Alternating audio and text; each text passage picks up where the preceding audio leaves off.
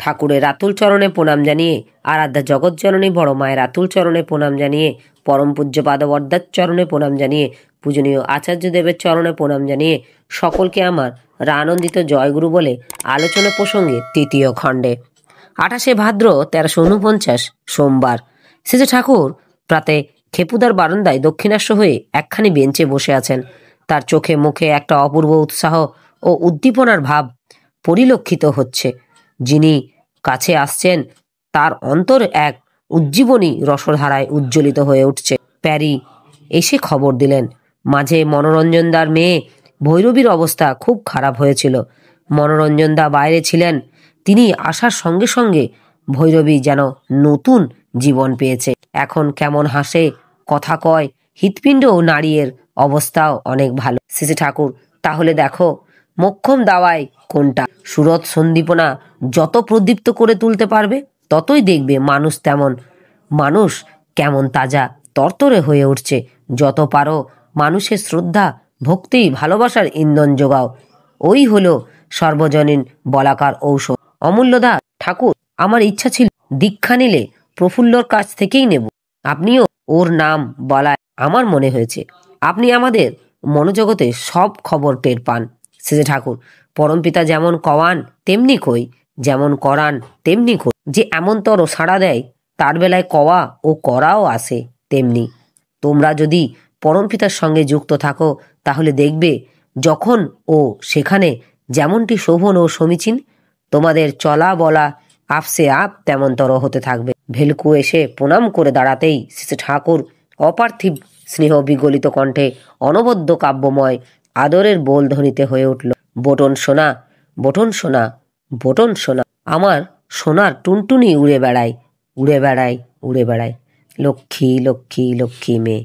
প্রসন্ন শান্ত দৃষ্টি প্রসারিত করে ললিত মধুর ভঙ্গিতে চেয়ে আছেন শ্রী ঠাকুর। ভেলকুও খুশিতে টইটুম্বুর হয়ে উঠেছে। এইবার বললেন, পড়াশোনা করছিস তো? ভেলকু, করি, একটু একটু। পড়া আমার তেমন ভালো লাগে না। শ্রী ঠাকুর, যেই তোকে পড়ায় সেই তো কয় মাথা ভালো আছে, একটু মনোযোগ দিয়ে পড়লেই হয়। বাইরে থেকে কয়েকজন ভদ্রলোক এসেছেন আশ্রম দেখতে। শ্রী ঠাকুর ভদ্রলোকদের দেখে প্রীত হয়ে অন্তরঙ্গ ভঙ্গিতে বললেন, আপনারা কখন আইছেন? ওদের বসবার জন্য বেঞ্চ দিতে ইঙ্গিত করলেন। দেবী ভাই তাড়াতাড়ি একটা নিচু বেঞ্চ এনে দিলেন। শ্রী ঠাকুর ব্যগ্রভাবে বললেন, আপনারা বসেন। ওরা আসন গ্রহণ করে বললেন, এই আসছি, আমরা পাবনায় এসেছিলাম একটা কাজে, সেখান থেকে আসছি। আপনার আশ্রমের নাম শুনেছি কত, তাই একবার দেখতে আসলাম। আপনার সঙ্গেও দেখা হয়ে গেল, আমাদের ভাগ্য খুব ভালো।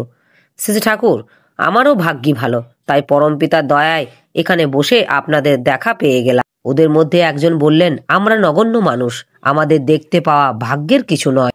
শ্রী ঠাকুর, সে কি কথা? পরমপিতার রাজ্যে কেউ ফেলনা না, কেউ নগণ্য না, প্রত্যেকের ভিতর দিয়ে তার এক একটি বৈশিষ্ট্য প্রকাশ, বিশেষ উদ্দেশ্য সাধন। তাই মানুষ দেখলেই আমার লোভ হয়, ভালো লাগে, কাছে রেখে দিতে ইচ্ছে করে।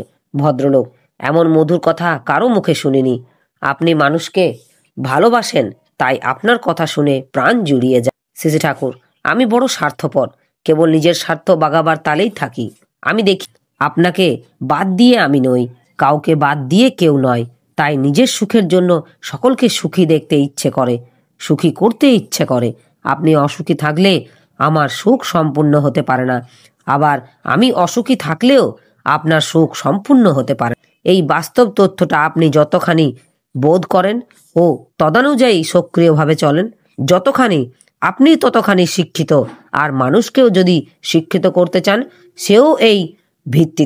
ভদ্রলোক, আপনার আশ্রমের উদ্দেশ্য কি? শ্রী ঠাকুর, আমার আগের কথার মধ্যে এর জবাব আছে। আমি বুঝি আমি একলা বাঁচতে পারি না, বাঁচতে গেলে আমার পরিবেশ যাতে বাঁচতে পারে সেই ব্যবস্থা আমায় করতে হবে।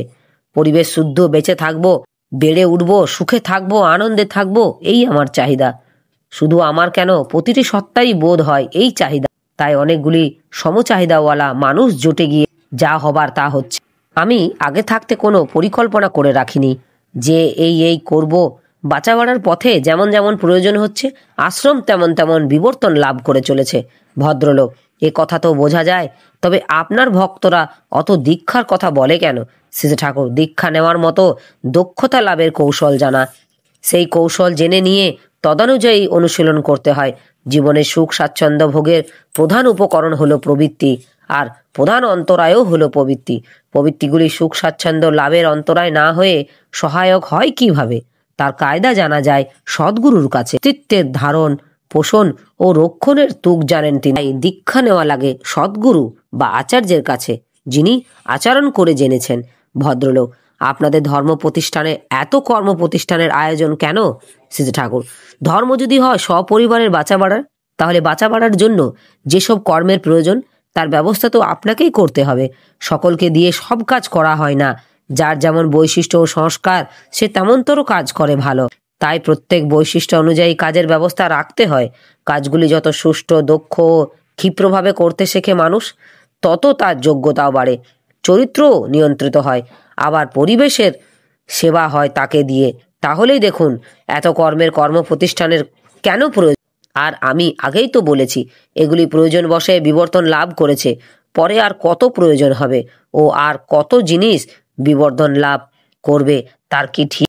ওরা বললেন, আপনার কথাগুলির মধ্যে কোনো ঘোর পেঁচ নেই। ধর্মের আদর্শ যদি এমনতর হয়, সে ধর্মকে মানতে কারো আপত্তি থাকতে পারে না। শ্রী ঠাকুর, বাঁচতে যদি চান তবে ধর্মকে মানতেই হবে, আর শুধু মানা নয়, আচরণ করতে হবে। ওদের মধ্যে একজন বললেন, আমরা একটু আশ্রমটা ঘুরে দেখব, যদি কেউ আমাদের সঙ্গে থাকতেন তাহলে ভালো হতো। শ্রী ঠাকুর আশু ভট্টাচার্যকে বললেন, দাদাদের সঙ্গে যাত, ওদের আশ্রমটা ঘুরে দেখা। ওরা শ্রী ঠাকুরকে প্রণাম করে উঠলেন। শ্রী ঠাকুর স্নেহাতুরে দৃষ্টিতে চেয়ে রইলেন ওদের পানে, বললেন, আবার এদিকে আসলে আসবেন। একজন বললেন, অবশ্যই আসবো, অবশ্যই আসবো। আজকে দিনের কথা কখনো ভুলব না। এখানে না আসলে আমরা বঞ্চিত হতাম। আমরা আশ্রমে ঢুকে কয়েকটা জায়গায় আপনার কয়েকটা বাণী দেখলাম। প্রত্যেকটা বাণীর মধ্যে একটা মৌলিকতা আছে, বাস্তব জীবনের সঙ্গে একটা গভীর যোগ। তারপর আপনার মুখে কিছু উপদেশও শুন, এগুলি আমাদের চলার পাথেও হয়ে থাকবে। শ্রী ঠাকুর বিনীতভাবে, দেখেন, আমি লেখাপড়া জানি না, উপদেশ দেবার মতো জ্ঞান বিদ্যে বুদ্ধিও আমার নেই, আর উপদেশ হিসাবে আমি বলিও না কি। আমার নিজের জীবনে যা কুড়িয়ে পেয়েছি নিজের গরজেই তা সবাইকে কই। আমি এক বুঝসার বুঝে রেখেছি। পরিবেশ ভালো না করলে আমার ভালো থাকার জো নেই। আপনারা দাঁড়িয়ে দাঁড়িয়ে কথা বলছেন, আমি বসে আছি, এ কেমন ভালো লাগে না। আপনারা বরং বসেন, গল্প টপ্প করি। দুপুরে এখানে যা হয়, আনন্দবাজারে দুটো ডাল ভাত খেয়ে একটু বিশ্রাম করে নিয়ে বিকেলের দিকে যাবেন। এর মধ্যে একবার ফাঁক মতো আশ্রম ঘুরে দেখ। উক্ত ভদ্রলোক, আমরা থাকতে পারলেই আমাদের লাভ হতো। আপনার সঙ্গে এত তাড়াতাড়ি ছেড়ে যেতে ইচ্ছে করছে না, কিন্তু আজ দুপুরেই আমাদের যেতে হবে। শেষে ঠাকুর, তাহলে যা, দাদাদের সঙ্গে নিয়ে যা। ওরা যাবার পর শেষে ঠাকুর বললেন, লোকগুলি ভালো, কতগুলি লোক দেখলে প্রাণ খুলে যায়, আপনা থেকেই কথা বেরোয়। আবার কতগুলি লোক দেখলে চুপ করে থাকতে ইচ্ছা করে, কথা যেন জোগায় না। বহিরাগত একটা দাদা কাতরভাবে বললেন, ঠাকুর, আমি বড় বিপদে পড়েছি। শেষে ঠাকুর, কি বিপদ? উক্ত দাদা, আমার শত্রুপক্ষ একটা ডাকাতি ব্যাপারে মিথ্যা করে আমাকে আসামি সাব্যস্ত করেছে। আমাকে তাই গ্রেপ্তার করেছিল। অনেক কষ্টে জামিন নিয়ে আমি এখানে চলে এসেছি। আমার মাথার ঠিক নেই এখন আমার কি করতে হবে বলে দেন। আমার মান সব গেল। আমার বাপ ঠাকুরদার কত সুনাম ছিল, শেষটা এই মিথ্যা মামলার ফলে লোকে আমাকে জানবে ডাকাত বলে। আমি ভাবতে পারছি না ঠাকুর, আপনি আমাকে বাঁচান। আমি আপনার সন্তান। পূর্বকর্ম ফলে আমার যদি কোনো শাস্তি প্রাপ্য থাকে, আপনি নিজ হাতে আমাকে শাস্তি দেন। এরকম লাঞ্ছনা গঞ্ছনা আমার সহ্য হয় না। শ্রী ঠাকুর, ওরে পাগল, ঘাবড়াস কা? ঝড়ঝাপটা বড় গাছেই লাগে, আর যত ঝড় খায় তত তার শিকড়ও শক্ত হয়। বিপদ তোর করবে কি? তুই হলি সাচ্চা মানুষ, কোনো দোষ তো করিসনি, তাই তোর ভাবনা কি? আর দুর্নামের ভয় যা করছিস, শেষ পর্যন্ত দেখতে পাবি তুই যদি খাঁটি হোস, তোর দুর্নাম ধুয়ে মুছে যাবে, বরং যারা মিথ্যা দুর্নাম ছড়াচ্ছে তাদের দুর্নাম রুটে যাবে সমাজে। বিপদ যতই আসুক পাড়ি দিয়ে উঠবি, তাতে দেখবি বিপদই তোকে বড় করে দেবে। তবে একটা জিনিস ভেবে দেখা ভালো, তোমার শত্রুপক্ষ এমন করলো কেন? তাদের সঙ্গে ব্যবহার নিজে যদি কোনো ত্রুটি থাকে, সেটা সম্বন্ধে পরে সাবধান হয়ে চলা লাগে। শুধু তাদের সম্পর্ক নয়, অন্যের সম্পর্কেও তারা যদি খুব দৃষ্টি প্রকৃতির হয়, তাহলে এমন প্রস্তুতি নিয়ে সজাগ হয়ে চলতে হয় যাতে তারা তোমার ক্ষতি করতে না পারে। আর পরিবেশের কাউকে উপেক্ষা করতে, মানুষগুলি যাতে তোমার হাতে থাকে সেবা ও সদ্ব্যবহার দিয়ে তার ব্যবস্থা করা লাগে। আবার পরাক্রমী ও কৌশলী হওয়া চাই। নিপাট ভদ্রলোক হয়ে থাকলে সব রকমই লোক নিয়ে চলা যায় না। যত মানুষের উপর আধিপত্য লাভ করবে, তোমার ব্যক্তিত্ব ও তত বড় হয়ে উঠবে। আধিপত্য মানে ধারণ পালন, কিন্তু নিছক ব্যক্তির জন্য যদি এটা করতে যাও তবে ভেস্তে যাবে।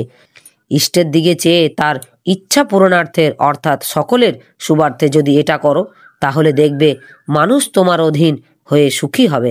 এতে কেবল তুমি যে বিধ্বস্তের হাত থেকে রেহাই পাবে তা নয়, এমন অবস্থা সৃষ্টি করতে পারবে যাতে শয়তানও নিরস্ত হতে বাধ্য হয়। কাউকে আর তোমার মতো অযথা কষ্ট করতে হবে না।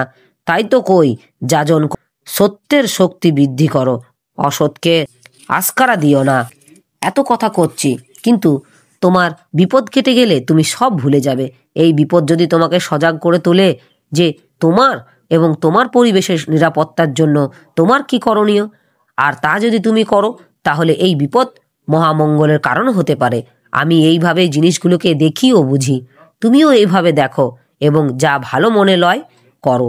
পরিবেশকে যদি তুমি ঠিক করে নিতে পারো, তাহলে দেখবে তোমার উপর কোনো অত্যাচার অবিচার হলে পরিবেশ তাদের বিরুদ্ধে রুখে দাঁড়াবে।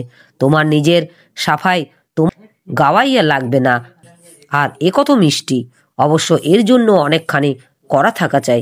আপাতত দেশে ফিরে গিয়ে একজন ভালো উকিল ঠিক করে তার পরামর্শ মতো ব্যবস্থা করো। স্থানীয় ঋত্বিক ও সৎসঙ্গীদের সঙ্গেও যোগাযোগ রেখো। এই সময় অনেক দুষ্ট লোক দু পয়সা বাগাবার মতলবে বন্ধু সেজে এসে নানা রকম ফন্দি ফিকির বতলাবে। সেদিক দিয়ে সাবধান থেকো। কাকে কতটুকু বিশ্বাস করবে বা করবে না ভেবেচিন্তে করো। আর মাঝে মাঝে এখানে চিঠি দাও। দাদাটি শ্রী ঠাকুরের কথা শুনে আশ্বস্ত হয়ে বললেন, আপনি যা বললেন সেইভাবে চলবার চেষ্টা করব। আপনি আশীর্বাদ করুন যাতে বিপদ কেটে যায়। শ্রী ঠাকুর, যা করতে বললাম সেই তো আমার আশীর্বাদ। এই আশীর্বাদকে কাজে লাগানো বা না লাগানো তোমার ইচ্ছাধীন। উক্ত দাদা, আমি জানি আপনার দয়া ছাড়া কিছুই হবার নয়। শ্রী ঠাকুর, পরমপিতা দয়া আছেই। শ্রী ঠাকুর আঙুলের একটা নখের কোণা লাগাতেই বললেন, প্যারিকে ডাকতো, নখটা কেটে দিক। নরুনটা নিয়ে আসতে বলিস। দেবু ভাই তাড়াতাড়ি ছুটে গেলেন প্যারিদাকে ডাক। প্যারিদা ডিসপেন্সারিতে ছিলেন, তাড়াতাড়ি নরুন নিয়ে আসলেন। শ্রী ঠাকুর করুণভাবে বললেন, আমার পেটটা তো এখনো ঠিক হলো না, কি করি বলতো? প্যারিদা, ওষুধ তো দিচ্ছি, এই তো কাজ হওয়া উচিত। শ্রী ঠাকুর, অন্যের বেলায় আমি ব্যবস্থা দিতে পারি, কিন্তু নিজের বেলায় আমার কিছুই মনে আসে না। আমার এই আলোচনা প্রসঙ্গে কিছু ভুল ত্রুটি হয়ে থাকলে আপনারা আমায় ক্ষমা করবেন। উপস্থিত দাদা, ভাই, বোন, মায়েদের আমার আনন্দিত জয় গুরু।